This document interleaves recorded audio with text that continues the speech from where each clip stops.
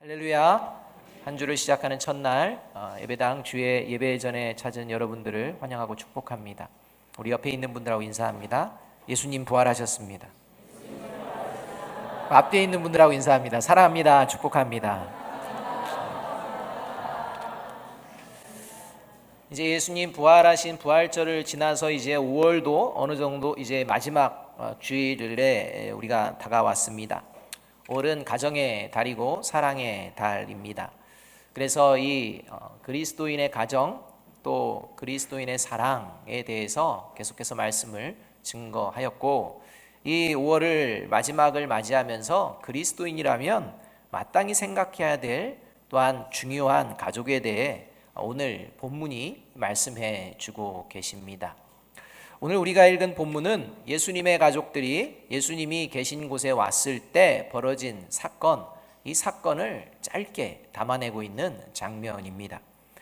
예수님과 함께 있던 사람들은 이제 예수님의 가족들이 왔다는 것을 알았습니다. 그래서 이 밖에 예수님의 가족들이 예수님을 찾고 있다는 것을 알고서 예수님께 예수님의 가족이 와서 밖에서 기다립니다 라고 예수님께 말씀을 드립니다. 그런데 이 말씀을 들은 예수님께서 대뜸 이렇게 대답을 하시는 것입니다. 33절과 34절 말씀입니다. 대답하시되 누가 내 어머니이며 동생들이냐 하시고 둘러앉은 자들을 보시며 이르시되 내 어머니와 내 동생들을 보라, 이렇게 말씀합니다. 여러분, 예수님의 이 대답은요, 예수님과 함께 있었던 유대인들에게는 매우 충격적인 대답입니다. 전혀 예상치 못한 대답이 지금 예수님의 입을 통해서 나오게 되었다는 것입니다. 왜냐하면 당시 유대인의 문화는요, 우리 문화하고도 비슷하지만 한마디로 이 지파 중심, 친족과 혈연 중심의 이 공동체입니다. 그러니까 가족적인 문화가 핵심에 담겨져 있다는 것입니다. 그래서 지파를 소중히 여기고 가문을 소중히 여기고 그 혈연 공동체를 굉장히 중요하게 여기는 것이 유대 공동체의 특성입니다. 그래서 이것을 대표하는 대표적인 제도도 하나님께서 말씀해 주셨습니다. 그게 고엘 제도입니다. 이 고엘 제도라는 것은 이 친족 및 또 혈연 이 공동체의 구성원들이 서로 생명과 재산 그리고 가문을 서로 힘써서 보호해 주도록 하는 이런 제도입니다. 예를 들면 한 가정의 가장이 결혼을 했지만 가문을 잇지 못하고 죽게 되었다. 그래서 그 가문이 이제 사라지게 되었다라고 생각되면 그 동생이 또는 그 동생이 없으면 친족 중에 그 미망인과 결혼을 해서 아이를 낳아 자녀를 잇도록 이렇게까지 말씀을 하십니다. 또 가족이나 친족 중에 누군가에 의해서 살해당하는 일이 생겼다 그러면 그 살해자를 찾아서 그 친족 중 아무라도 그 살해자를 찾아 죽일 수 있도록 하는 권리, 이런 권리도 주고 있는 제도가 고엘 제도입니다. 그만큼 혈연 공동체, 이 친족을 중심으로 한 이 가족의 중요성, 이것이 뿌리내리고 있는 것이 유대 공동체라는 것입니다. 이러한 상황 속에서 지금 예수님께서는 자신의 혈연 공동체인 가족, 이 가족을 부정하는 듯한, 의미 없는 것처럼 여기는, 그래서 둘러앉은 자들이 내 어머니와 내 동생이다 라는 이 말씀, 이 대답에 함께 있던 유대인들은 충격을 받을 수밖에 없다는 것입니다. 그렇다면 오늘 예수님께서는 지금 이 혈연 공동체인 가족들 더 이상 이제 의미 없다, 이제는 이거 중요하지 않다 라는 이러한 의도, 이러한 말씀으로 이제 둘러앉은 너희들이 내 어머니요 형제 가족이다 라고 선언하고 계시는 말씀일까요? 그렇지 않다는 겁니다. 이 말씀을 예수님께서는 이제 가족의 중요성을 이제는 단절하신 이런 말씀이다 라고 생각하며 가족은 중요하지 않다 라고 이야기하는 집단들이 생겨납니다. 이 말씀을 가지고 말입니다. 그 대표적인 집단이 이단 집단들입니다. 이단은요, 가족을 소중히 여기지 않습니다.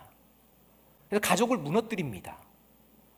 여러분, 예수님께서 지금 하신 이 말씀은 이제 가족, 혈연 공동체 이제는 이거 중요하지 않다, 이런 말씀이 아니라 예수님께서는 이제 사람들에게 예수님이 오심으로 말미암아 이 시간과 공간에 한계에 갇혀 있는 혈연 공동체, 이 공동체를 뛰어넘는 영원하고도 새로운 공동체를 알려주고 계시는 장면이 오늘 말씀의 장면이라는 것입니다.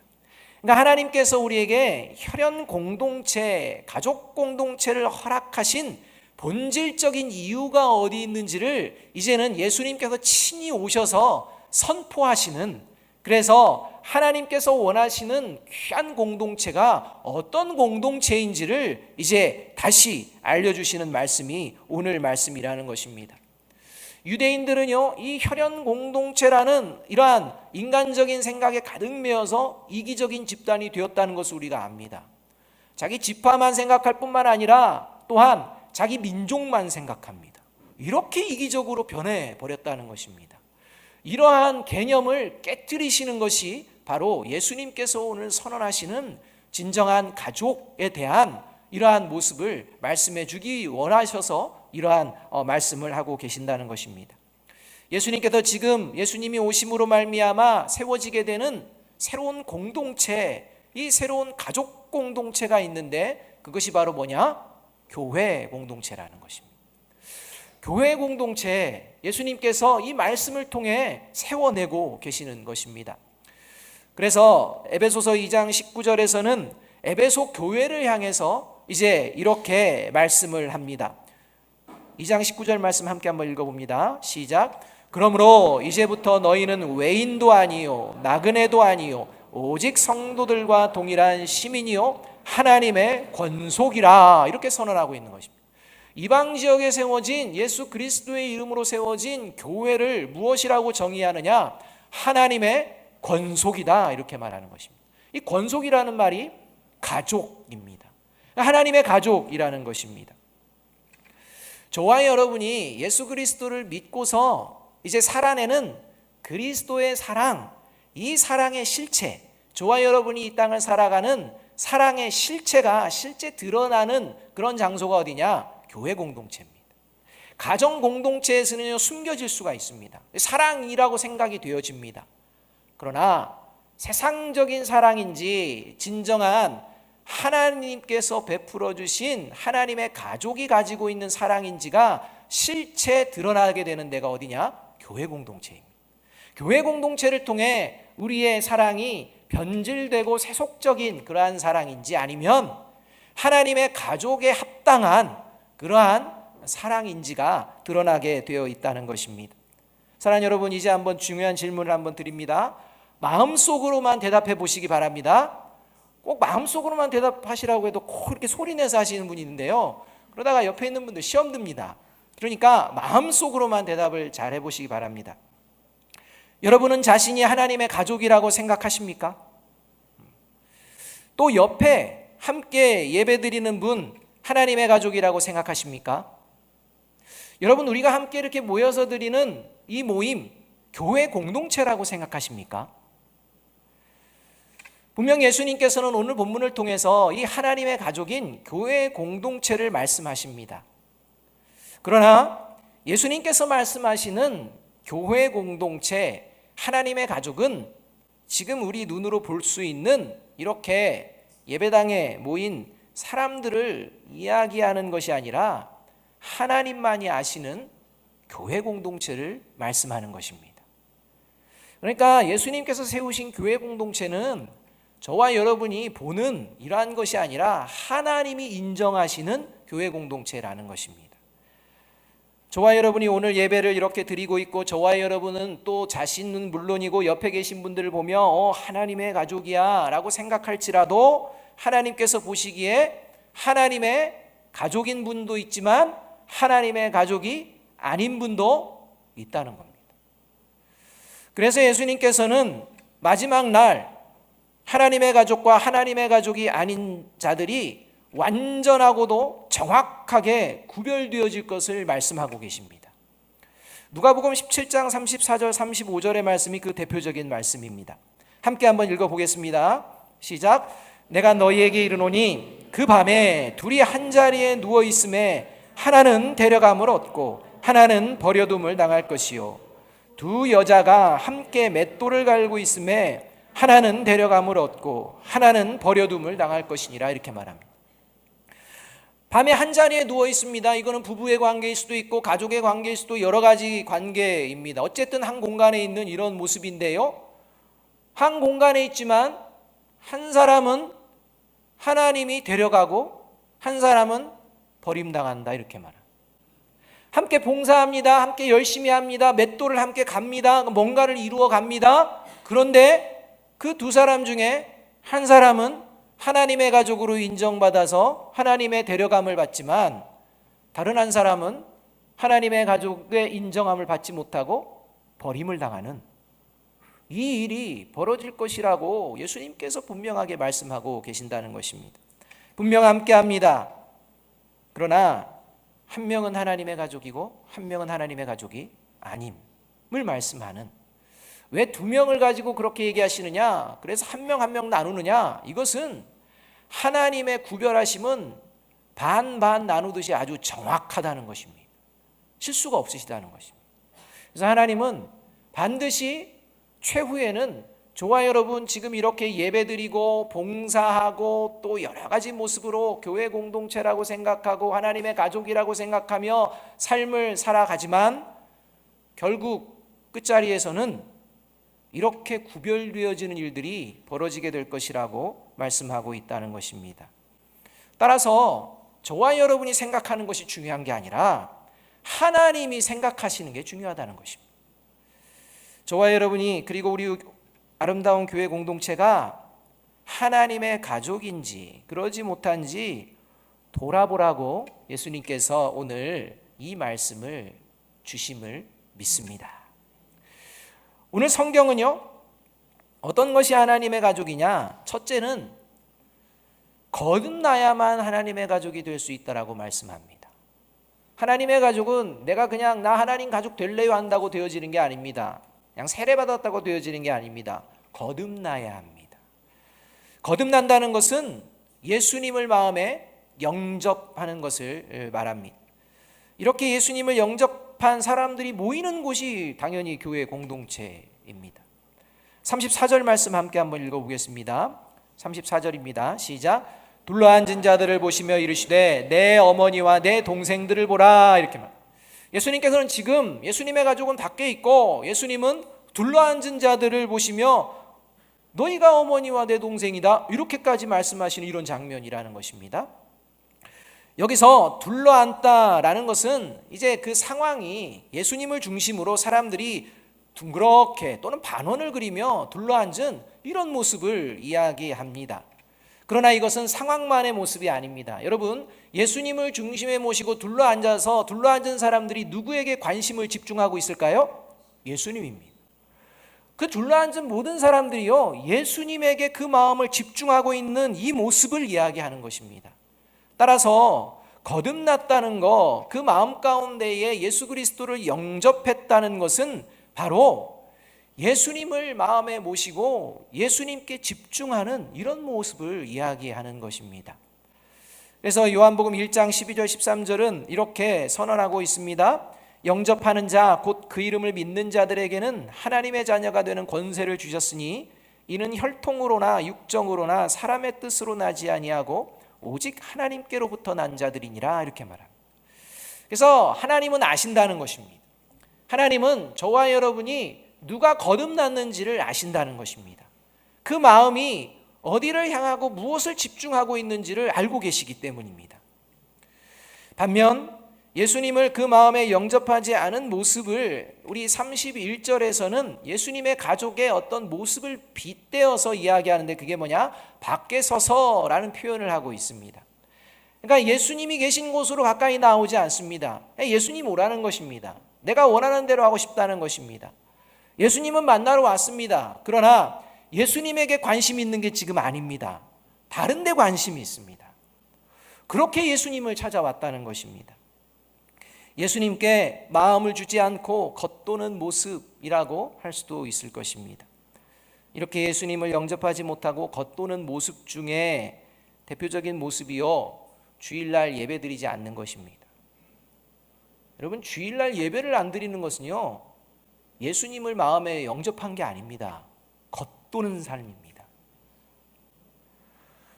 또 예배 시간에 하나님께 예배드리지 않고 다른 생각에 가득 차 있는, 다른 행동들을 하는 이 모습, 이게 예수님의 가족들이 밖에 있는 것 같은 겉도는, 거듭나지 않은 그러한 모습이라는 것입니다. 가족 같습니다. 근데 하나님이 말씀하시는 하나님의 가족은 아닙니다. 다른 거는 몰라도 최소한 예배 시간을 통해 관심을 가져야 될 순간이 있습니다. 어느 때입니까? 말씀 들을 때입니다. 예배 시간을 통해 목회자가 하나님의 말씀을 전할 때 하나님의 바른 말씀을 전하는지 그렇지 않은지 불꽃 같은 눈동자로 온 이성을 최대화시켜서 그리고 지켜보아야 합니다. 그렇지 않으면 잘못된 길, 잘못된 것들에 그냥 휩싸입니다. 그래서 잘못된 것을 받아들이면 안 됩니다. 여러분, 저도요, 헛소리 가끔씩 할까요, 안 할까요? 합니다. 제가요, 무슨 능력이 있어서 하나님의 말씀을 막 완벽하게 해석하겠습니까? 헛소리 할 수 있습니다. 여러분들이 저와 더 뛰어난 모습으로 하나님의 말씀을 깨달을 수도 있습니다. 여러분, 이러한 잘못된 것들을 분별하는 저와 여러분이 되어야 합니다. 그게 집중하는, 예수님께 집중하는 것입니다. 왜냐하면 성령님이 계시기 때문입니다. 그리고 이 성령님을 통해 전달되어지는 하나님의 말씀이 바른 말씀이라면 이제 나 자신의 모습에 비추어 보아야 합니다. 그래서 긴장관계를 가지고 있어야 한다는 것입니다. 그런데 그렇지 않고 딴 생각하고 딴 행동한다면 지금 여기 같이 있을지라도 나중에 허망한 일을 당하게 될 수 있다는 것입니다. 바라기는 하나님이 오시는 그날 하나님의 가족으로 불림받고 세움받고 붙들림 받는 저와 여러분이 되기를 주님의 이름으로 축복합니다. 이것이 거듭난 자의 모습입니다. 두 번째로 하나님의 가족은요, 예수님을 바르게 알아가게 힘씁니다. 그래서 하나님의 가족들은 거듭나게 되면 예수님께 관심을 갖는데, 무슨 관심을 갖느냐? 예수님이 어떤 삶을 살아내셨는지, 예수님의 삶에 대해서도 관심 갖고 예수님이 기뻐하시는 것이 무엇인지 이런 것에 관심을 갖는다는 것입니다. 그래서 예수님께 관심을 갖고 그 예수님을 알아가기에 힘씁니다. 여러분, 우리가 가정생활하는 모습 생각하면 좋습니다. 처음 결혼해가지고요, 남편과 아내 서로 완전히 아십니까? 안다고 생각하고 결혼했습니다. 근데 살면서 모르는 것들이 막 튀어납니다. 내가 저거 알았다면 하는 이런 일들이 막 벌어진다는 것입니다. 그러면서 더 알아가는 과정, 이것이 바른 가정의 모습 아닙니까? 자녀들, 우리가 뱃속에서 우리가 낳았지만 그러나 그 자녀들 우리가 다 압니까? 모릅니다.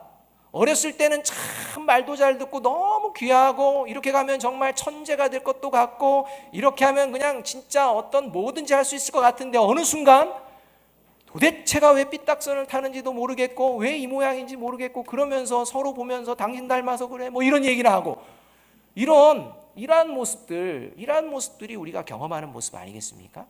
그러나 가정은 어떠합니까? 더 깊이 서로를 알아가는 과정이 가정생활이라는 것입니다. 여러분, 하나님의 가족도 마찬가지입니다. 하나님의 가족은요, 예수님을 바르게 알아가기에 힘씁니다. 이 예수님을 바르게 알아가면 알아갈수록 나타나는 현상이 있습니다. 그게 하나님의 성품을 닮아간다는 것. 그러니까 내가 예수님을 닮아가며 하나님의 가족으로 살아내면 살수록 희한한 것이 하나님의 성품을 닮아가게 되어 있다는 것입니다. 그래서 그 예수님을 닮아가는 과정을 통해서 이제 하나님의 가족된 성도들을 서로 연약함과 부족함 이런 게 보일지라도 차별하거나 부끄러워하거나 그런 것들에 대해서 정죄하지 않는 것입니다. 오히려 서로를 넉넉하게 받아줄 줄 아는 이런 모습으로 이제 하나님의 성품을 닮아가게 되어 있다는 것입니다. 여러분들이 성도님들을 대하시면서 어떤 성도님들을 대할 때 까칠하십니까? 넉넉하십니까? 예수님은 까칠할까요? 넉넉하실까요? 아시면 그렇게 닮아간다는 겁니다. 예수님이 까칠하다고 생각하는 사람은요, 까칠함을 닮아갈 것입니다. 예수님이 넉넉하다고 생각하면 넉넉함을 닮아갈 것입니다. 그런데 예수님의 그 마음은 넉넉함입니다. 따라서 저와 여러분의 모습을 돌아보아야 합니다.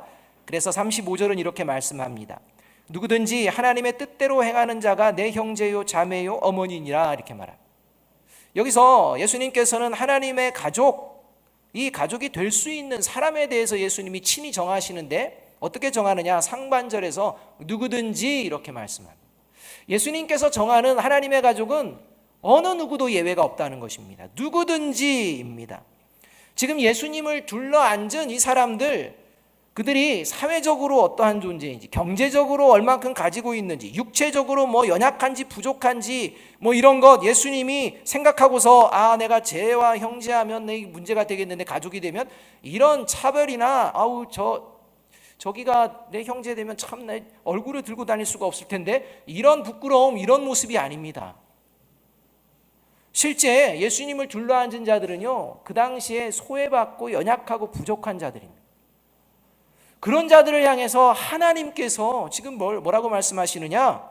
내 가족이다, 이렇게 말씀하며 누구든지 예외 없다, 이렇게 말씀하고 있다는 것입니다. 고슴도치도 자기 자식은 예뻐한다는 말이 있습니다. 짐승도 자기 자식은 예뻐한다는 겁니다. 여러분, 짐승이 아닌 우리 사람, 특별히 우리가 사랑하는 혈연 공동체인 가족 중에 세상이 말하는 그 기준에 맞추어서 어이구 잘생겼네, 뭐 또는 못생겼네, 좋은 대학 들어갔네, 그렇지 않네, 좋은 직장 들어갔네, 아니네, 연봉이 많네, 적네, 신체적으로 뭐 어려움이 있네, 없네, 뭐 이러한 것들을 보면서 비교하면서 자신의 가족들을 차별도 하고 부끄러워도 한다면 그 사람은 더 이상 가족이라고 할 수가 없습니다. 연약하고 부족해도, 세상 기준에 못 미쳐도 사랑하는 가족으로 넉넉하게 받아주는 것, 이것이 가족인 줄 믿습니다. 이것이 가족인데 오늘 본문에 등장하는 예수님의 가족들은 예수님을 그렇게 받아들이지 않았다는 겁니다. 지금 예수님께 온 게 예수님이 보고 싶어서, 예수님이 사랑스러워서, 오랫동안 떨어져서 예수님을 좀 만나고 싶다라는 마음이 아닙니다. 예수님께 관심이 있는 게 아닙니다. 예수님이 수치스러워서, 부끄러워서 정말 더 이상 놔두면 안 되겠다 해가지고 그래서 온 겁니다.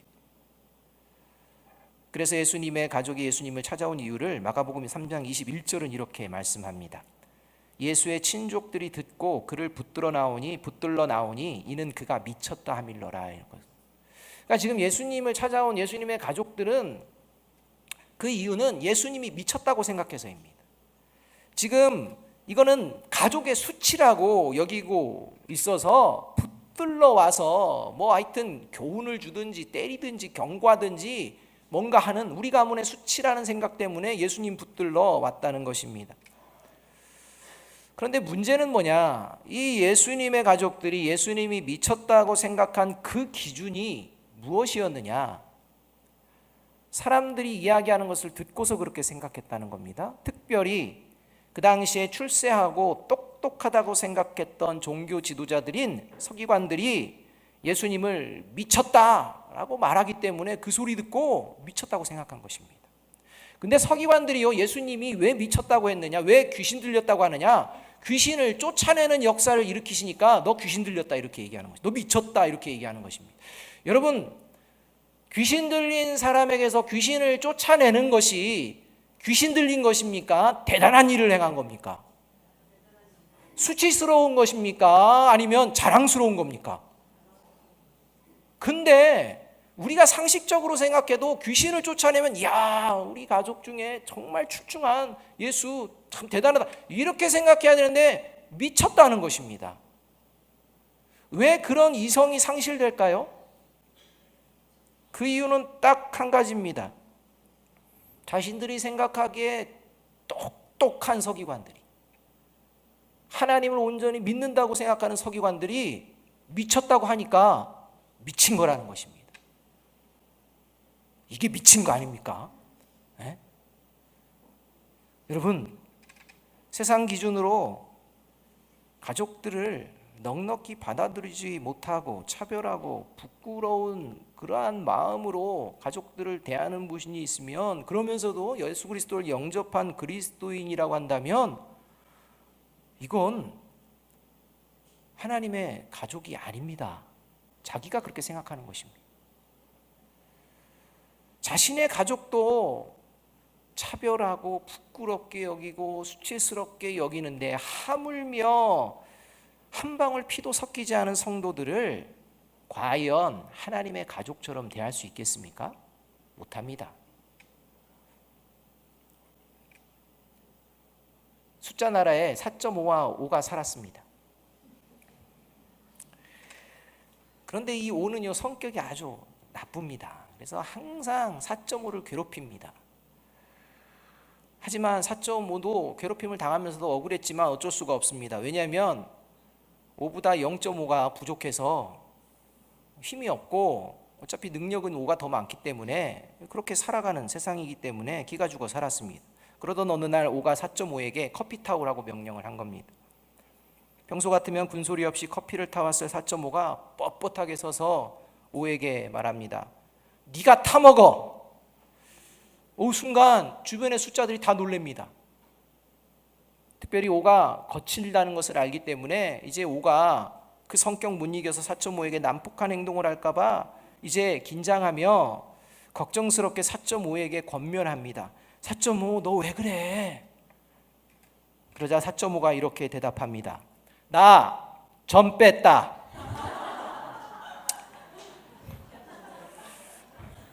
여러분, 4.5에서 점 빼면 몇이 됩니까? 45와 5, 이건 잽이 안 됩니다. 5가 납작 엎드려야 되는 거예요. 여러분, 세상의 가족, 세상의 공동체, 세상 것들이 부러우셔서 내 가족, 그리스도인의 가족, 우리 공동체, 그리스도인의 공동체를 가볍게 여기시진 않습니까? 저 세상 것이 더 좋아 보여가지고 거기에 힘을 쓰십니까? 하나님의 가족보다는 저 세상적인 것에 몰두하십니까? 나중에 보자니까요. 나중에 보면 저와 여러분의 모든 연약하고 부족한 점 빠질 줄로 믿습니다. 저와 여러분이 지금 연약하고 부족하고 또 신체적으로도 어려우신 분, 그게 다가 아닙니다. 그 모든 것들이 완전하게 회복될 줄로 믿습니다. 이 믿음으로 성도들을 바라보고 가족들을 바라보는 존재가 하나님의 가족입니다. 그래서 히브리서 2장 11절은 이렇게 말씀합니다. 함께 한번 읽어보겠습니다. 시작. 거룩하게 하시는 이와 거룩하게 함을 입은 자들이 다 한 근원에서 난지라. 그러므로 형제라 부르시기를 부끄러워하지 아니하시고. 여러분, 예수님께서요, 하나님의 자녀들을 형제라 부르는 걸 부끄럽지 않다, 가족이라 부르는 걸 부끄럽지 않게 여기셨다는 것입니다. 여러분, 생각해 보십시오. 왜 부끄럽지 않겠습니까? 저와 여러분이 스스로를 봐도 부끄럽지 않습니까? 저와 여러분이 봐도 하나님이라면 정말 부끄러운 사람들이 있지 않습니까? 그런데 예수님은요, 부끄럽게 여기지 않았다, 이렇게 말씀합니다. 왜 그렇습니까? 지금은 불완전하고 부족해 보여도 결국에는 거룩함을 입게 될 것을 아셨기 때문입니다. 이게 그리스도인이 가지고 있는 믿음입니다. 이게 거듭난 그리스도인들의 마음 가운데 있는 하나님의 마음입니다. 그래서 성도들은 서로를 볼 때 예수님께서 그러하셨듯이 현재 세상의 모습이 아닌 하나님의 약속 안에서 변화될 모습을 서로 바라보며 넉넉한 마음으로 서로를 대하는 이 모습이 바로 하나님의 가족이요, 저와 여러분의 모습이 되어지기를 주님의 이름으로 축복합니다. 마지막 세 번째로 하나님의 가족은요, 그래서 넉넉한 마음으로 이제는 어떻게 해야 되느냐? 같은 곳을 바라보며 삽니다. 여러분, 가족이 같은 곳을 바라보며 살아야 됩니다. 같은 곳이란 같은 일을 한다는 게 아닙니다. 가족이 행복하려면 무엇을 바라봐야 됩니까? 행복을 바라봐야 합니다. 그러니까 가족이 행복하기를 원하면 행복을 바라보면서 나아가면 가족은 행복하게 되어 있습니다. 같은 것을 바라봐야 한다는 것입니다. 그리스도인과 교회 공동체 마찬가지입니다. 같은 곳을 바라볼 때 하나님의 가족의 가족다움이 보여내게 되어진다는 것입니다. 우리가 같은 곳을 바라봐야 될 그곳이 어디입니까? 하나님의 나라입니다. 이 하나님의 나라를 바라보며 이 하나님의 나라가 어떤 나라인지 오늘 이 삶의 자리 가운데에 이제 보여내고 이루어내려고 힘쓰는 이 모습이 하나님의 가족들이 살아가는 삶의 방식이라는 것입니다.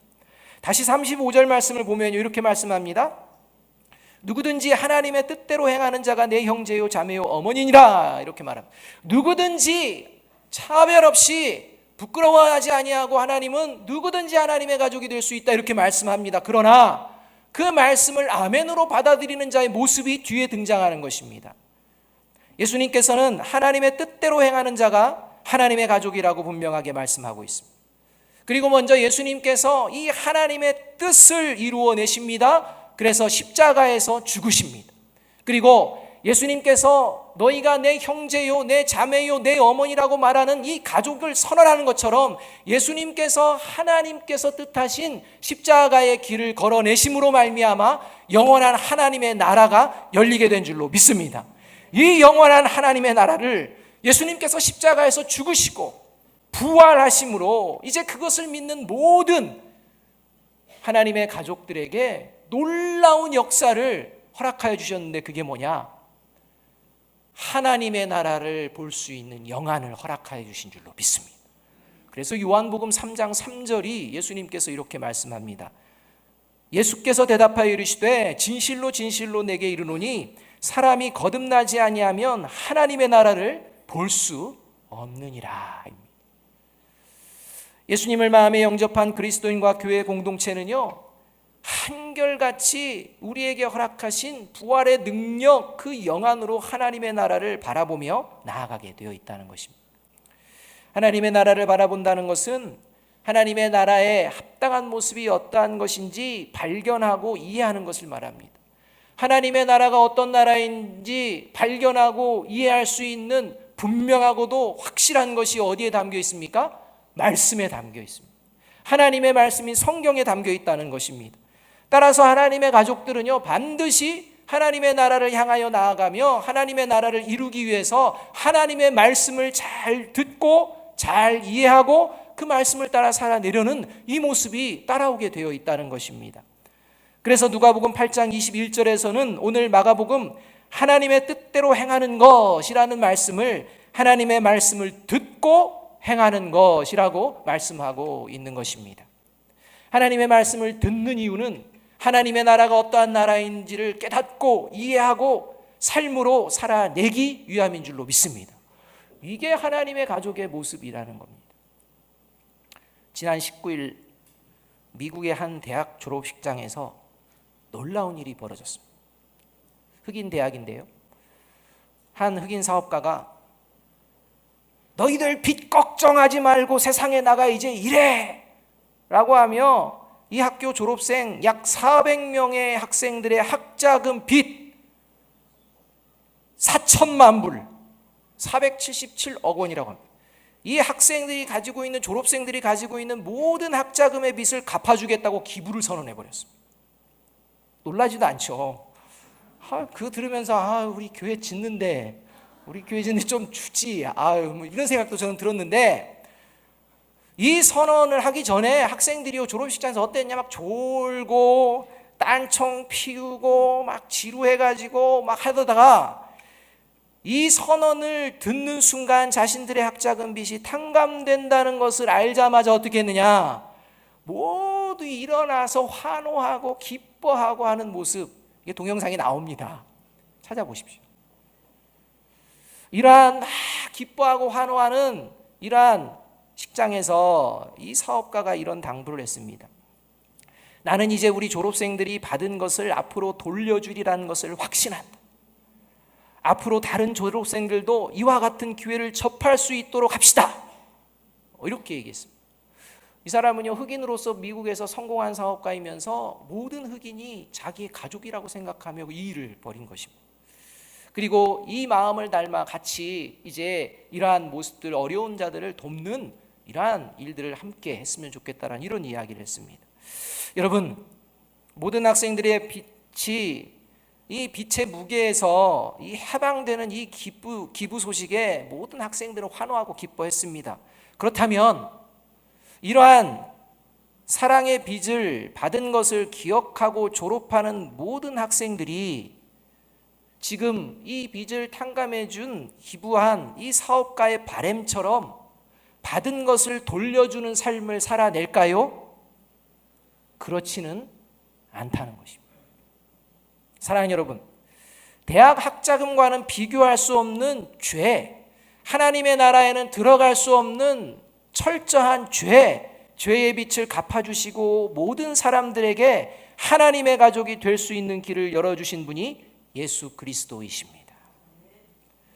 그러나 그중 일부만이 예수님의 사랑에 감격하며 예수님을 그 마음에 영접하고 예수님께서 베풀어 주신 사랑의 마음을 품고 그 사랑을 보여낸다는 것입니다. 그가 저와 여러분이 되기를 주님의 이름으로 축복합니다. 그러한 우리 아름다운 교회가 되어지기를 주님의 이름으로 축복합니다. 영원한 하나님의 나라는 오직 하나님의 가족에게만 허락되어 있습니다. 여러분, 예수님을 믿으십니까?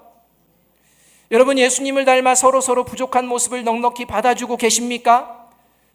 여러분, 하나님의 나라를 마음에 품고 하나님의 말씀을 잘 듣고 순종하기에 힘쓰고 계십니까? 만일 여기에 지금부터라도 그렇게 하겠습니다 라고 하는 마음이 있다면 그러한 사람들을 향해 예수님께서 오늘 이렇게 말씀하고 계시는 것입니다. 34절 말씀 함께 한번 읽어봅니다. 시작. 둘러앉은 자들을 보시며 이르시되 내 어머니와 내 동생들을 보라.